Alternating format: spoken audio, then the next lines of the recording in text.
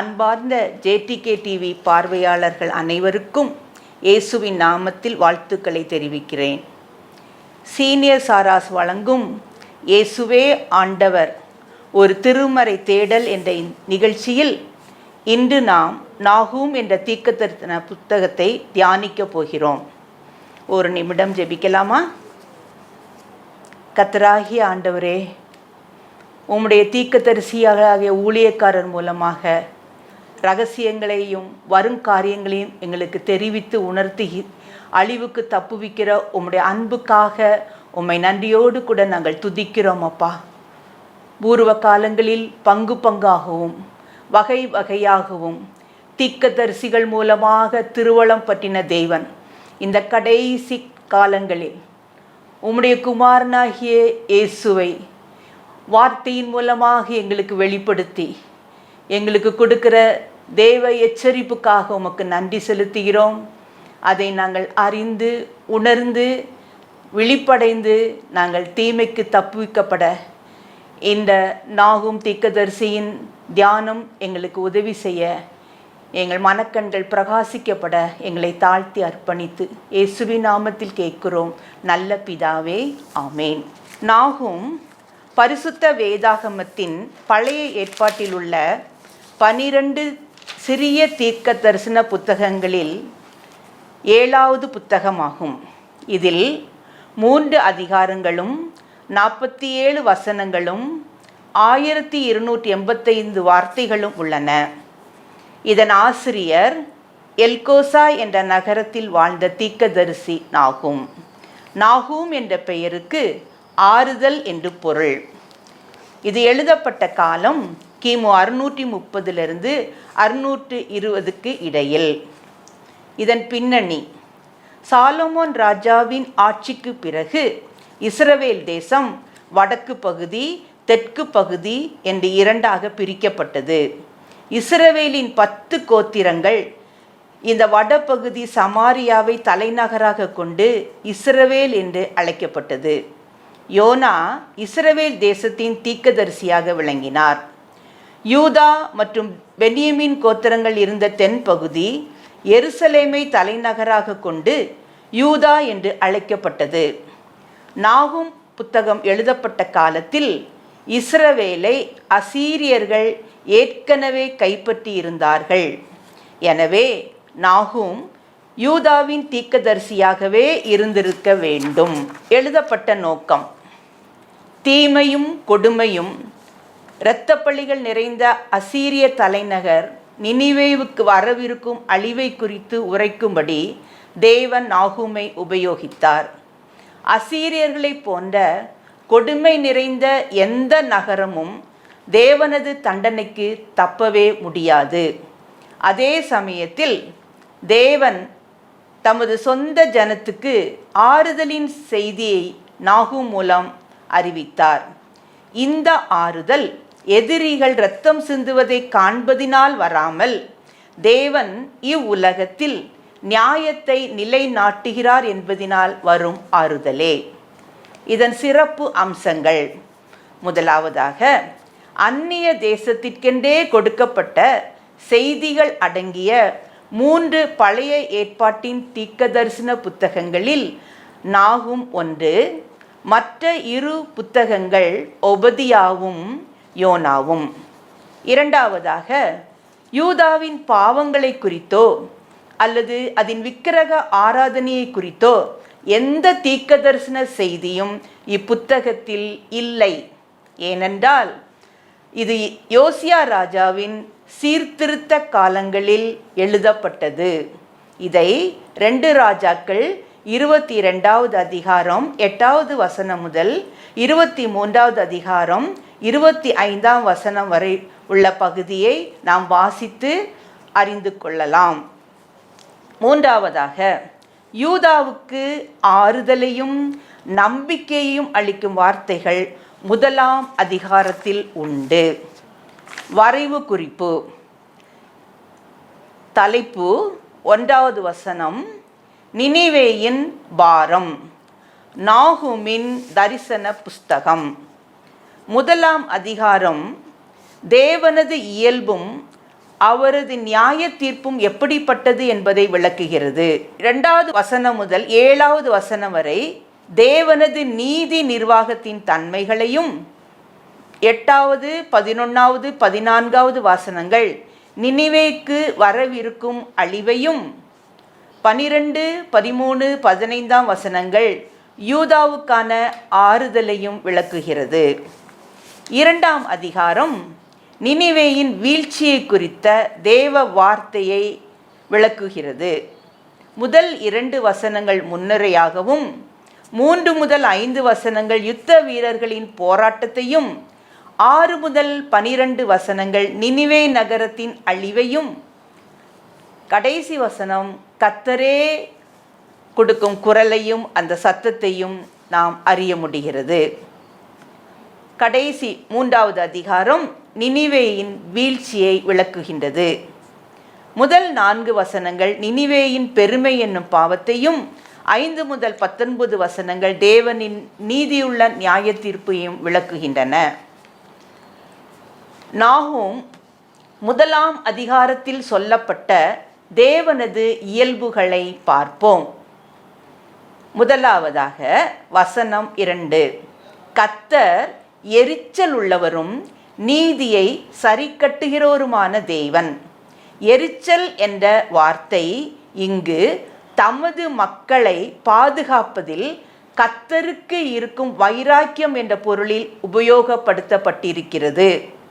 உபாகமம் 32, 35 பழி வாங்குவதும் பதில் அளிப்பதும் எனக்கு உரியது என்று கர்த்தர் சொல்லுகிறார். உதாரணமாக, இஸ்ரவேல் ஜனங்களை எகிப்தின் அடிமைத்தனத்திலிருந்து விடுதலை பண்ண 10 வாதைகள் எகிப்தியர் மேல் அனுப்பப்பட்டது. அதே எகிப்து தேசத்தின் கோசை நாட்டிலுள்ள தமது ஜனமாகிய இஸ்ரவேலை வித்தியாசப்படுத்தி காண்பித்த தேவனுடைய வைராக்கியத்தை நாம் யாத்திராகமத்தில் வாசிக்கிறோம். வேதாகமம் முழுவதிலும் இந்த தேவனின் இயல்பாகிய வைராக்கியத்தை காண முடியும். இயேசுவின் இரத்தத்தால் கழுவப்பட்ட நாமும் இவ்வுலகத்தில் விசேஷித்தவர்கள்தான், வித்தியாசமானவர்கள்தான் என்பதை நாம் நினைத்து தேவனுக்கு மகிமையை செலுத்துவோம். தேவன் நினிவே மீது செலுத்திய நியாய தீர்ப்பில் இந்த தேவனுடைய வைராக்கியமும் நீதியை சரிக்கட்டுதலும் இணைந்து செயல்படுவதை பார்க்க முடியும். 2வதாக, கர்த்தருடைய இயல்பு, கர்த்தர் உக்கிர கோபம் உள்ளவர். கர்த்தர் தம்முடைய சத்துருக்களுக்கு பிரதிபலன் அளிக்கிறவர். அவர் தம்முடைய பகைஞருக்காக கோபத்தை வைக்கிறவர். இது அவருடைய நியாய தீர்ப்பிலே விளங்கும் என்பதை நினிவேயின் அழிவு வெளிப்படுத்துகிறது. 3வதாக, கர்த்தர் நீடிய சாந்தம் உள்ளவர். இதை 1வது அதிகாரம் 3வது வசனத்தில் பார்க்கிறோம். தேவன் நினிவே மக்களுக்கு யோனா தீர்க்கதரிசி மூலமாக இன்னும் 40 நாள் உண்டு, அப்பொழுது நினிவே கவிழ்க்கப்பட்டு போகும் என்று கூறினார். யோனா 3:4. ஆனால் அவர்கள் தங்கள் பொல்லாத வழியை விட்டு திரும்பினார்கள் என்று தேவன் அவர்களுடைய கிரியைகளை பார்த்து தாம் அவர்களுக்கு செய்வேன் என்று சொல்லியிருந்த தீங்கை குறித்து மனஸ்தாபப்பட்டு அதை செய்யாதிருந்தார். யோனா 2:10. நினிவே அழிவினின்று தப்புவிக்கப்பட்டது. அதே நினிவேயின் அடுத்த சந்ததியாகிய அந்த மக்கள் பின்மாற்றத்துக்கு உள்ளாகி விக்கிரக ஆராதனைக்கும் கொடுமைக்கும் இரத்தம் சிந்துதலுக்கும் துன்புறுத்தலுக்கும் மீண்டும் திரும்பிவிட்டார்கள். எனவே 100 ஆண்டுகளுக்கு பின் நாகும் உரைத்த தீர்க்க தரிசனத்தின்படி நினிவே முழுவதுமாக அழிக்கப்பட்டது. ரோமர் 2வது அதிகாரம் 4வது வசனத்தில் நாம் பார்க்கிறோம், தேவ தயவு நீ குணப்படும்படி உன்னை ஏவுகிறதென்று அறியாமல் அவருடைய தயவு, பொறுமை, நீடிய சாந்தம் இவைகளின் ஐஸ்வர்யத்தை அசட்டை பண்ணுகிறாயோ என்ற கேள்விக்கு நம் பதில் என்ன? கர்த்தர் நம்மோடு இடைப்படும்போது நாம் பாவி என்பதை அல்லது நாம் செய்த தவறை ஒத்துக்கொள்ள வேண்டும், உணர்வு அடைய வேண்டும். இயேசுவே, நீங்கள் சிலுவையில் எனக்காக சிந்திய இரத்தத்தால் என்னை பாவமற கழுவி என்னை சுத்தமாக்கி பரிசுத்தப்படுத்தும் என்று கருத்தாய் ஜெபிக்க வேண்டும். அப்பொழுது இயேசு கிறிஸ்து நம் பாவங்களை மன்னித்து நம்மை தம் பிள்ளையாக ஏற்றுக்கொள்வார். நமது பாவி என்ற நிலையை மாற்றி நீதிமானாக ஆக்கி ஆசீர்வாதங்களை கொடுப்பார். நம்முடைய வேதத்தில் எழுதப்பட்ட நீதிமானுக்குரிய ஆசீர்வாதத்தை அதன் மூலம் உரிமை பாராட்டி சுதந்திரித்து கொள்ள முடியும். 2 கொரிந்தியர் 6:2 சொல்லப்பட்டிருக்கிறது, இப்பொழுதே அனுக்கிரக காலம், இந்த காலத்தில் தேவன் நமக்கு செவி கொடுப்பார். இப்பொழுதே இரட்சணிய நாளாயிருப்பதால் நமக்கு உதவி செய்வார். இன்று இயேசு நமக்கு இரட்சகர். நாளை இயேசு நியாயாதிபதியாக தீர்ப்பு செய்யும்போது தண்டனை உண்டு, ஆக்கனை தீர்ப்பு உண்டு. ஒருவரும் தப்ப முடியாது. இதற்கு தப்புவித்து கொள்ள வேண்டும் என்பதை நினிவேயின் அழிவு நமக்கு எச்சரிப்பை கொடுக்கிறது. 4வதாக தேவனுடைய இயல்பு, கர்த்தர் மிகுந்த வல்லமையுள்ளவர். அவர்களை ஆக்கனை இல்லாமல் தப்புவிக்க மாட்டார். நாகும் 1வது அதிகாரம் 3வது வசனம். நாம் ஆராதிக்கும், நாம் சேவிக்கும் தேவன் சர்வ வல்லமை உள்ளவர். எனவே தமது வல்லமையை பல விதங்களில் வெளிப்படுத்துகிறார். நாகும் தீர்க்கதரிசி இங்கு தேவன் நியாய தீர்ப்பில் வெளிப்படுத்தும் வல்லமையை மட்டுமே குறிப்பிடுகிறார். இந்த வல்லமை தேவனையும் அவரது பிள்ளைகளையும் அவரது ஊழியர்களையும் குற்றப்படுத்துகிறவர்களுக்கும் கொடுமைப்படுத்துகிறவர்களுக்கும் தமது நியாய தீர்ப்பில் வெளிப்படுத்தும் வல்லமையாகும். இதை சங்கீதம் 2:1-5 வசனங்கள் மற்றும் 9-12 வசனங்களில் வாசித்தால் அறிந்து கொள்ளலாம். தாவீது ராஜா சங்கீதம் 9:4 சொல்லி இருக்கிறபடி நம்முடைய வாழ்க்கையிலும் நாம் சந்திக்கிற ஒரு வழக்காக இருக்கலாம், ஒரு பிரச்சனையாக இருக்கலாம். அந்த வழக்கை நாம் கர்த்தரிடம் கொண்டு செல்ல வேண்டும். கர்த்தாவே, நீர் என் நியாயத்தையும் என் வழக்கையும் தீர்த்து நீதியுள்ள நியாயாதிபதியாய் சிங்காசனத்தின் மேல் வீற்றிருக்கிறீர் என்று துதித்து பாருங்கள். தீர்வை காண்பீர்கள். நிச்சயமாக நமக்கு நீதியுள்ள நியாயாதிபதி நீதி செய்ய தவறவே மாட்டார். யோபு 17:3 தேவரீர் என் காரியத்தை மேல் போட்டுக்கொண்டு எனக்காக பிணைப்படுவீராக, வேறே யார் எனக்கு கை கொடுக்கத்தக்கவர் என்று கேட்டபோது பொறுமையை குறித்து கேள்விப்பட்டிருக்கிற அந்த யோபுவுக்காக கர்த்தர் செய்தது என்ன என்பதை யாக்கோபு 5:11 வாசிக்கிறோம். யோபுவின் பொறுமையை குறித்து கேள்விப்பட்டிருக்கிறீர்கள், கர்த்தருடைய செயலின் முடிவை கண்டிருக்கிறீர்கள் என்று யாக்கோபு தன் நிருபத்தில் எழுதியிருக்கிறபடி யோபுவின் முடிவுதான் என்ன? இதை நாம் யோபு 42வது அதிகாரம் 10-17 வரை வாசித்து தியானித்து நாமும் அப்படியே ஆசீர்வதிக்கப்படும். இழந்த எல்லாவற்றையும் தேவன் யோபுவுக்கு 2 மடங்காக திரும்ப கொடுத்ததும் அல்லாமல் மற்ற பல ஆசீர்வாதங்களையும் கூட்டி கொடுத்தது போல நமக்கும் அவர் அருளி செய்ய இன்றும் வல்லமை உடையவராக இருக்கிறார். எனவே இழப்பை நினைத்து சோர்ந்து போகாமல், பின்மாற்றத்திற்குள் போகாமல், தேவனை மறுதலித்து விடாமல் உறுதியாக நாம் நிற்கும் பொழுது கர்த்தர் நமக்காக வழக்காடுகிறவராய், நீதி செய்கிறவராய் எழுந்தருளுவதை அனுபவிக்க முடியும். இதை நாம் மற்றும் ஒரு உதாரணத்திலிருந்து பைபிளில் வேதாகமத்தில் சொல்லப்பட்ட உதாரணம் மூலமாக பார்க்கலாம். சிங்கக்கெபியில் தூக்கி போடப்பட்ட தானியேல் தன் தேவன் பேரில் விசுவாசித்திருந்தபடியினால் ஒரு சேதமும் காணப்படாதபடி கெபியிலிருந்து தூக்கிவிடப்பட்டான்.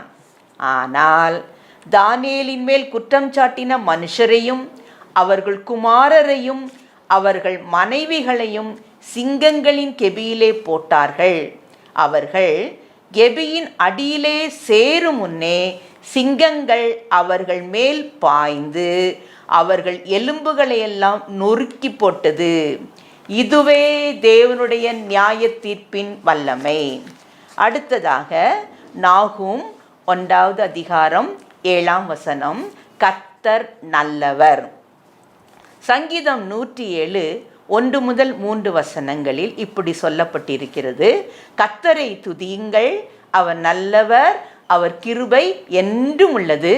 கர்த்தரால் சத்துருவின் கைக்கு நீங்களாக்கி மீட்கப்பட்டு கிழக்கிலும் மேற்கிலும் வடக்கிலும் தெற்கிலும் உள்ள பல தேசங்களிலிருந்து சேர்க்கப்பட்டவர்கள் அப்படி சொல்ல கடவர்கள் என்று எழுதப்பட்டிருக்கிறது.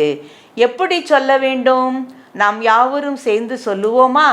கர்த்தரை துதியுங்கள், அவர் நல்லவர், அவர் கிருபை என்றும் உள்ளது என்று சொல்ல வேண்டும்.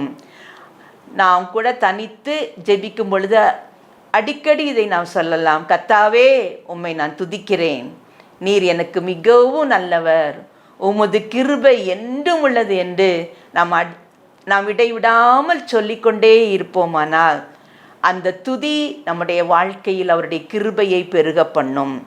இதை யார் சொல்ல வேண்டும் என்று இந்த வசனங்களில் பார்த்தால், ஒன்று மீட்கப்பட்டவர்கள், மற்றொன்று சேர்க்கப்பட்டவர்கள்.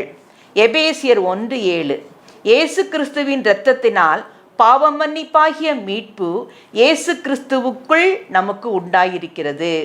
இந்த மீட்பை பெற்றவர்கள் பிசாசின் கிரியைகளாகிய வியாதி, சாபம், தரித்திரம், அடிமைத்தனம், போராட்டம், இருள் இவற்றை ஜெயித்து வாழ என்ன செய்ய வேண்டும்? கர்த்தராகிய இயேசுவை ஆண்டவர் என்று விசுவாசித்து நாம் ஜெபித்து, பிலிப்பியர் 4ஆம் அதிகாரம் 6-7ஆம் வசனத்தில் எழுதப்பட்டபடி நாம் ஒன்றுக்கும் கவலைப்படாமல் எல்லாவற்றையும் குறித்து நம் விண்ணப்பங்களை ஸ்தோத்திரத்தோடு கூடிய ஜெபத்தினாலும் வேண்டுதலினாலும் தேவனுக்கு தெரியப்படுத்த வேண்டும். அப்பொழுது எல்லா புத்திக்கும் மேலான தேவ சமாதானம் நம் இருதயங்களையும் சிந்தைகளையும் கிறிஸ்து இயேசுவுக்குள்ளாக காத்துக்கொள்ளும். சேர்க்கப்பட்டவர்கள் யார்?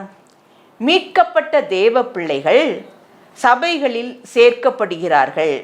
இவர்கள் சபைகளில் கூடி நம் கர்த்தராகிய இயேசுவை நல்லவர் என்றும் அவர் கிருபை என்றும் உள்ளதும் என்று பாடி துதி செய்யும்போது கட்டுகள் உடைக்கப்படும், ஆவியில் நாம் அனல் அடைவோம்.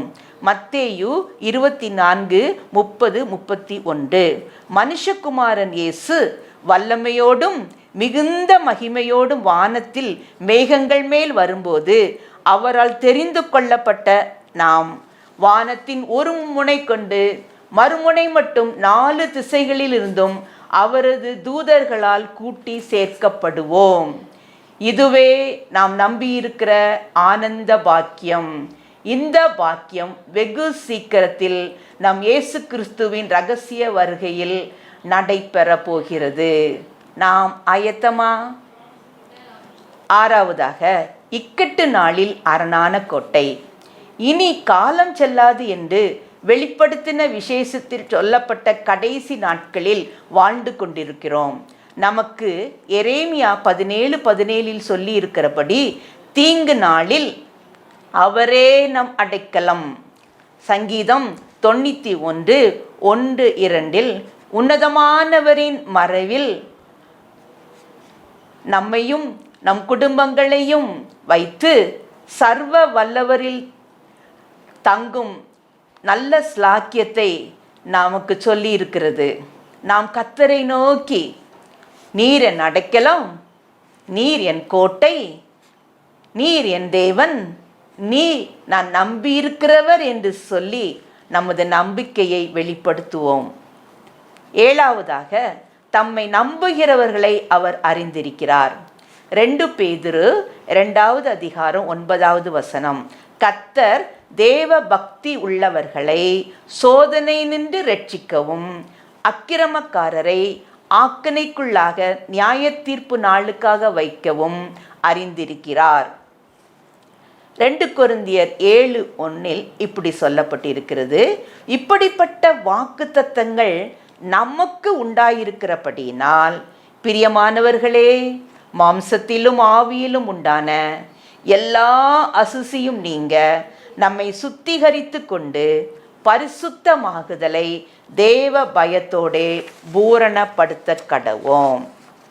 அடுத்ததாக இந்த 1வது அதிகாரத்தில் யூதாவுக்கான ஆறுதலின் செய்தி என்னது என்பதை பார்க்கலாம். நாகும் 1:12 உன்னை நான் சிறுமைப்படுத்தினேன், இனி உன்னை சிறுமைப்படுத்தாதிருப்பேன். அசீரியர் கையில் யூத ஜனங்களை சிறுமைப்பட தேவன் ஒப்புக்கொடுத்த காரணம் அவர்கள் கர்த்தரின் பார்வைக்கு பொல்லாப்பானதை செய்ததே. நம்முடைய இருதயம் தாவீது ராஜாவின் இருதயத்தை போல தேவனாகிய கர்த்தருக்கு முன்பாக உத்தமமாயிருக்கும் போது, நம்மை தாழ்த்தி நம்முடைய பாவங்களை அறிக்கை செய்து விட்டுவிடும் போது நாமும் தேவனுடைய இரக்கத்தை பெற்றுக்கொள்வோம். அப்போது மட்டுமே இனி உன்னை சிறுமைப்படுத்தாதிருப்பேன் என்ற தேவனுடைய வார்த்தை நமக்கு பலிக்கும். 13 இப்போதும் நான் உன்மேல் இருக்கிற அவன் நுகத்தை முறித்து உன் கட்டுகளை அறுப்பேன். சங்கீதம் 107:13-14 தங்கள் ஆபத்திலே கர்த்தரை நோக்கி கூப்பிட்டார்கள், அவர்கள் இக்கட்டுகளிலிருந்து அவர்களை நீங்களாக்கி இரட்சித்தார். அந்தகாரத்திலும் மரண இருளிலும் இருந்து அவர்களை வெளிப்பட பண்ணி அவர்கள் கட்டுகளை அறுத்தார் என்று இந்த வசனங்களில் நாம் பார்க்கிறபடி, கர்த்தரை நோக்கி நாம் கூப்பிடும் பொழுது இயேசுவின் நாமம், அவர் சிந்தின இரத்தத்தின் வல்லமை, பிசாசு நம்முடைய வாழ்க்கையில் ஏற்படுத்தின நுகத்தை முறிக்கும், நம் கட்டுகளை அறுக்கும், நாம் விடுதலை பெற்று தேவனுக்காக சாட்சியாக வாழ செய்வார். 15 யூதாவே, உன் பண்டிகைகளை ஆசரி, உன் பொருத்தனைகளை செலுத்து. துஷ்டன் இனி உன் வழியாய் கடந்து வருவதில்லை, அவன் முழுவதும் சங்கரிக்கப்பட்டான். இயேசுவின் இரத்தத்தினால் கழுவப்பட்டு அவருடைய பாதுகாப்பில் இருக்கிற நம்முடைய வாழ்க்கையின் வழியாக துஷ்ட பிசாசு கடந்து வராதபடி கர்த்தர் நம்மை காத்துக்கொள்வார். ஆமேன், அல்லேலுயா. கடைசியாக நாகும் 2வது அதிகாரம் 2 எழுதியிருக்கிறபடி, கர்த்தர் யாக்கோபின் மகிமையை திரும்பி வர பண்ணுவது போல் இஸ்ரவேலின் மகிமையையும் திரும்பி வர பண்ணுவார். எனவே சங்கீதம் 122:6-7 எழுதியிருக்கிறபடி நாம் எருசலேமின் சமாதானத்துக்காகவும் வேண்டிக் கொள்ள வேண்டும். உன்னை நேசிக்கிறவர்கள் சுகித்திருப்பார்களாக. உன் அலங்கத்திற்குள்ளே சமாதானமும் உன் அரண்மனைக்குள்ளே சுகமும் இருப்பதாக என்ற வசனம் நம்மிலும் நம் குடும்பங்களிலும் நம் சபைகளிலும் நிறைவேறும். வேதாகமத்தின் கடைசி புஸ்தகமாகிய வெளிப்படுத்தின விசேஷத்தில் எழுதப்பட்ட கடைசி கால சம்பவங்கள் ஒன்றன் பின் ஒன்றாக உலக அளவில் வேகமாக சம்பவித்து வருவதை நாம் அறிந்து கொள்ள வேண்டும்.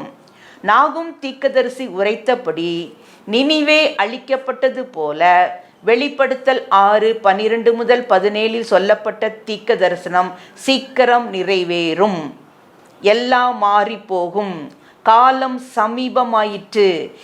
இவைகளை சாட்சியாக அறிவிக்கிறவர் மெய்யாகவே நான் சீக்கிரமாய் வருகிறேன் என்கிறார். நாம் யாவரும் இணைந்து சொல்லுவோமா? ஆமேன், கர்த்தராகிய இயேசுவே வாரும். ஆமேன், கர்த்தராகிய இயேசுவே வாரும்.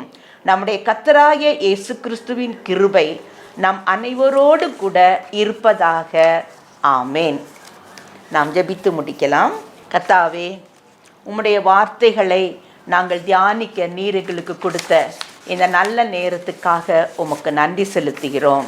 விசுவாசத்தினாலே காணாதவைகளை குறித்து தேவ எச்சரிப்பு பெற்று பயபக்தி உள்ளவனாகி தன் குடும்பத்தை இரட்சிப்பதற்கு நோவா பேழையை உண்டு பண்ணி தன் குடும்பத்தோடு ரட்சிக்கப்பட்டது போல நாங்களும் எங்கள் குடும்பங்களும் கடைசி நாட்களில் சம்பவிக்கும் அழிவுகளுக்கு தப்புவித்து கொள்ளும்படி விசுவாசத்தினால் உண்டாகிற நீதியை உடையவர்களாக இருக்க உம்முடைய வார்த்தையை பற்றி கொண்டு உம்முடைய நாமத்தை பற்றி கொண்டு எங்களுடைய விசுவாசத்தை நீர் எங்களுக்கு அருளிய விலையேறப்பட்ட விசுவாசத்தை நாங்கள் வர்த்திக்க பண்ண உம்முடைய வார்த்தையின் தியானத்திலும் ஜெபத்திலும் தேவன் கொடுக்கிற எச்சரிப்பிலும் நாங்கள் ஆண்டவரே சீர்படுத்தி கொண்டு எங்கள் குடும்பங்களை உம்முடைய பாதுகாப்பின் வளையத்துக்குள் கொண்டு வரவும் நாங்களும் எங்கள் குடும்பங்களும் மற்றவர்களுக்கு உம்மை பற்றி சொல்லவும் அவர்களையும் இந்த அழிவிலிருந்து தப்புவிக்கப்பட ஜெபிக்கவும் செயல்படவும் எங்களை தாழ்த்தி தருகிறோம். நீர் மகிமைப்படுவீராக. எல்லா கனத்தையும் மகிமையும் ஒருவருக்கே செலுத்தி இயேசுவின் நாமத்தில் கேட்கிறேன் நல்ல பிதாவே. ஆமேன், ஆமேன்.